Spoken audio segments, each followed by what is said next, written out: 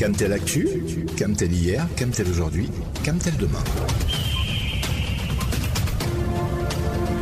Camtel Actu, c'est votre plage. Info sur les offres, les services, l'événementiel et les projets de Cameroon Telecommunications. Camtel Actu, c'est votre rendez-vous du samedi. Camtel Actu est une conception du directeur général Judith Ya Sunday, épouse Ashidi. Network disruptions caused by cable damage have occurred in Africa in recent years. However, last week's disruption points to something larger, and this is amongst the most severe, said Isaac Matter, Director of Research at NetBlocks, a group that documents internet disruptions around the world. NetBlocks reported that data transmission and measurement showed a major disruption to international transits, likely at or near the subsea network cable landing points. At least a dozen countries have been affected by the outage, and there were fears of disruption of essential services in worst-hit countries such as Ivory Coast, where the disruption was severe. Africa has a higher proportion of its internet traffic on mobile devices than the rest of the world. On the continent, most businesses and ventures rely on the internet to deliver services to their customers. Burkina Faso, Ghana, Liberia and Benin were heavily affected, according to data from NetBlocks, which monitors cybersecurity and the governance of internet. In Cameroon, the internet disruptions hit hard last Thursday, March 14, leaving so many users in the dark as some operators stood almost helpless. Thank God there was Camtel to arrest the situation and keep the country connected on the information superhighway. The incumbent telecommunications operator stepped in and migrated all operators to its sail cable that connects Cameroon to the South American continent through Fortaleza in Brazil. Since last week's incident, Camtel has been working tooth and nail to ensure stable connectivity for all operators and customers across the country. In today's edition of the program, we are going to focus on the measures taken by Camtel to guarantee connectivity in the face of internet disruptions. This is Camtel Actu. I am your regular host, Benedict Ndingwa. Stay with us. You are listening to Camtel Actu.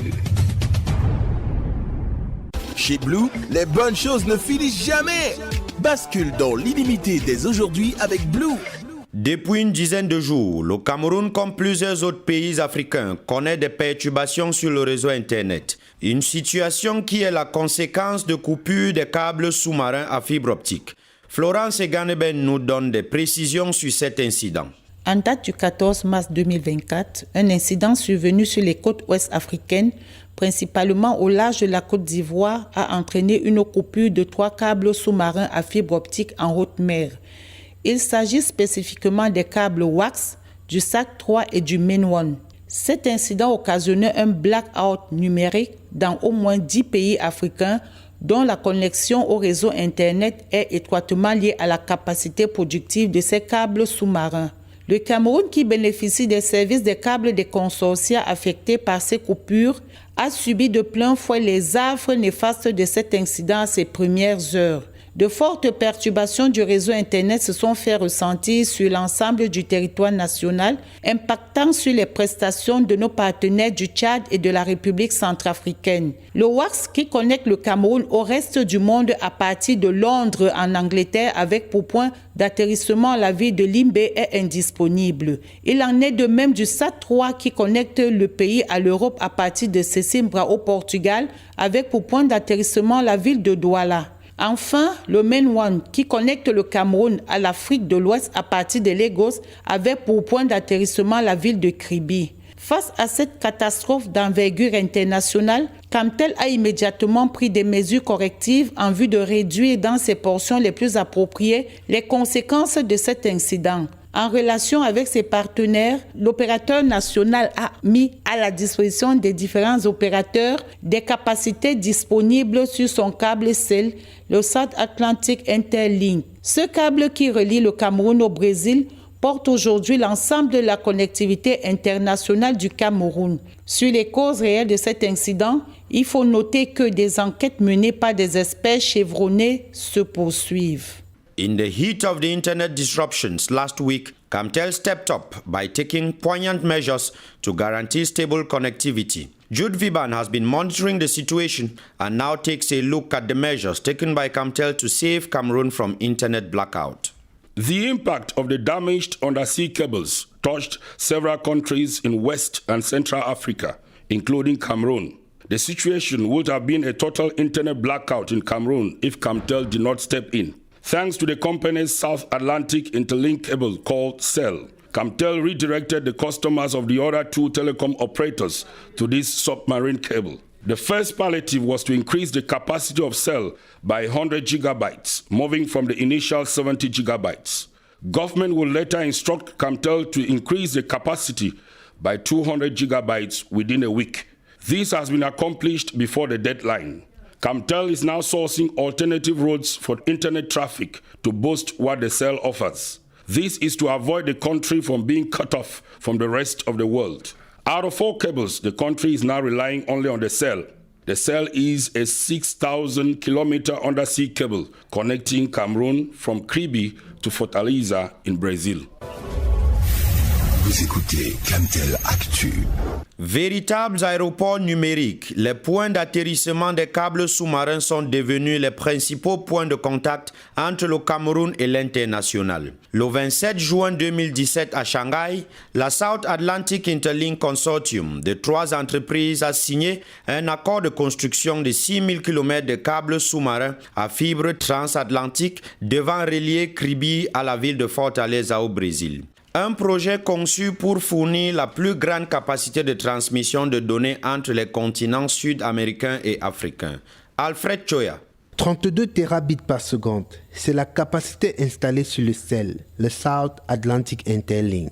Cette capacité est portée par 4 paires de câbles en fibre optique, reliant le Cameroun au Brésil sur une distance de 6000 km par l'océan Atlantique. Le CEL, c'est plus de 4 millions de communications téléphoniques simultanées et une dizaine de millions de connexions Internet. Grâce à ces capacités, le câble a permis d'éviter au Cameroun un blackout total suite à des coupures d'autres câbles sous-marins observés en haute mer et à une dizaine de jours impactant la connectivité de plusieurs pays africains. Il est bon de rappeler que l'idée de construction d'un câble sous-marin entre le Cameroun et le Brésil reposait sur un objectif global de multiplication, d'amélioration et de sécurisation de l'offre de services d'infrastructure à large bande au Cameroun et en Afrique centrale. De manière spécifique, le South Atlantic Interlink vise à moderniser et adapter la structure du réseau large bande national, accroître les capacités des services de télécommunications internationales du Cameroun et de la sous-région Afrique centrale, consacrer la souveraineté numérique du Cameroun. L'administration de CEL est actuellement assurée par un consortium constitué de Camtel, China Unicom et de sa filiale au Brésil, China Unicom do Brésil. You are listening to Camtel Actu. Cameroonians have been reacting to the recent internet disruptions as many praise Camtel for their timely intervention to ensure constant connectivity. Our reporters Ines Simo, Ibrahim and Melvin Ali went downtown Yaoundé to sample the opinions of some city dwellers. It was quite disturbing. There was network failure, and as such, we couldn't do so much on the internet. But that was last Thursday. But later that same evening, I received a message from Camtel saying that the network is stable. I was happy and I was able to go online and carry on with my activities. Jeudi dernier, j'ai été secouée par une rupture subite du réseau Camtel. Pendant que j'étais en train de causer avec mes enfants, qui ne sont pas ici avec moi. Mais heureusement, Camtel, quelques heures après, j'ai reçu un message qui, avant de finir de lire mon message, j'ai eu une multitude de messages, c'est-à-dire le réseau est revenu à la norme. Je suis vraiment très heureuse. Merci. Chez Blue, les bonnes choses ne finissent jamais. Bascule dans l'illimité dès aujourd'hui avec Blue.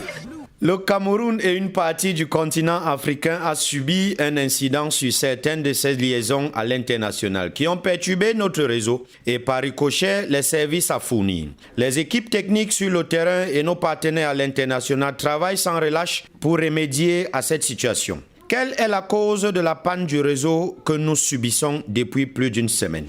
Qu'est-ce qui a été fait par Camtel pour permettre aux opérateurs de continuer leurs activités? Justin Tala, le chef de département vente à l'international à la Business Unit Transport de Camtel, est notre invité du jour. Il est interviewé par Alfred Choya.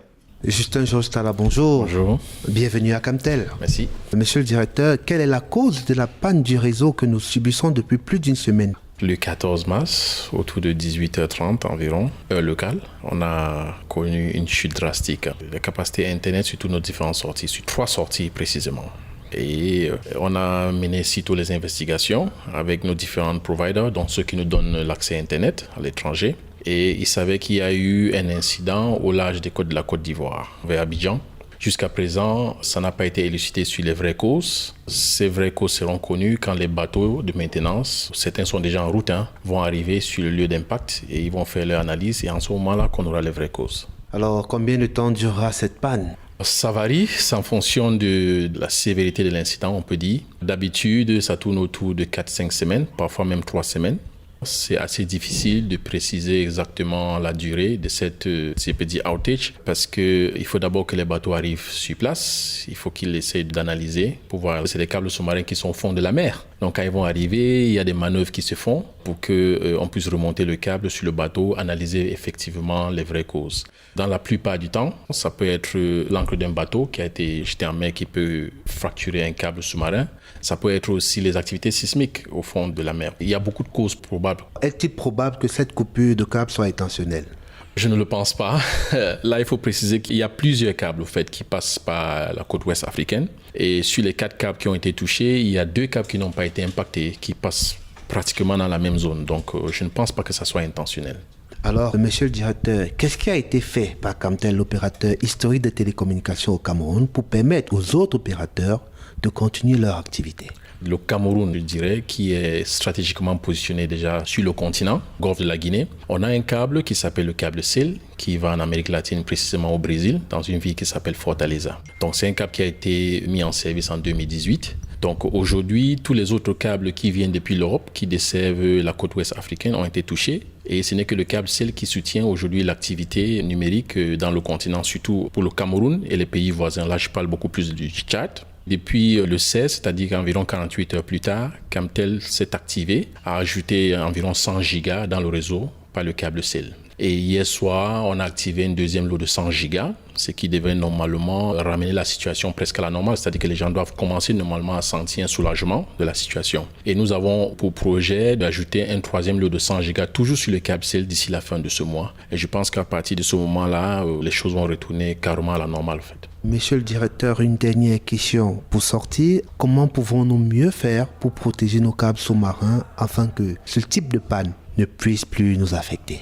Là, il faut dire que c'est un peu difficile parce qu'il y a la protection qui peut se faire à plusieurs niveaux. Là, je veux préciser que la plupart de ces câbles sous-marins sont gérés dans le cadre de ce qu'on appelle un consortium. C'est-à-dire que ce n'est pas seulement un opérateur qui possède tout le câble. Quand je prends par exemple le câble WAX et les câbles SAT3 qui sont touchés dans cet incident, ils sont gérés par un consortium qui comprend des membres de plusieurs pays. Donc là-dedans, ils ont ce qu'on appelle le service de restauration, c'est-à-dire que quand il y a un coupure sur un câble, l'autorité qui gère ce câble cherche à restaurer le trafic en faisant passer le trafic par un autre câble sous-marin. Donc malheureusement, pour ce cas, il y a eu coupure sur plusieurs câbles, ce qui fait qu'ils n'ont pas pu trouver des moyens de sécuriser le trafic, de basculer le trafic sur d'autres câbles afin d'assurer la continuité de service. Donc c'est un peu difficile, ce qui veut dire que la solution que la plupart des pays adoptent aujourd'hui, c'est d'adhérer à plusieurs câbles sous-marins. C'est pas aussi facile, c'est parfois des solutions qui coûtent cher, mais la pratique qu'on trouve aujourd'hui, c'est d'adhérer à plusieurs câbles sous-marins. Nous avons la chance que nous, on a eu SIL depuis 2018 qui nous a sauvé de la situation parce qu'on a voulu faire cette diversification en termes de connectivité internationale. Je rappelle que vous êtes le chef de département vente à l'international de Camtel pour le compte de la Business Unit Transport. Nous vous disons merci d'avoir répondu à nos questions et surtout d'avoir éclairé nos auditeurs à travers le monde. Je vous remercie. Vous écoutez Camtel Actu. Dear listeners, that is how we saw it today on Camtel Actu. While hoping you enjoyed the program, please make it a date with us same time next week on your favorite radio station for yet another edition. I am Benedict Ndingwa, signing off. Camtel Actu General Supervision, Judith Yasande, épouse Achidi. For presentation, Benedict Dingwa. See you next time on your favorite radio station. Stay tuned.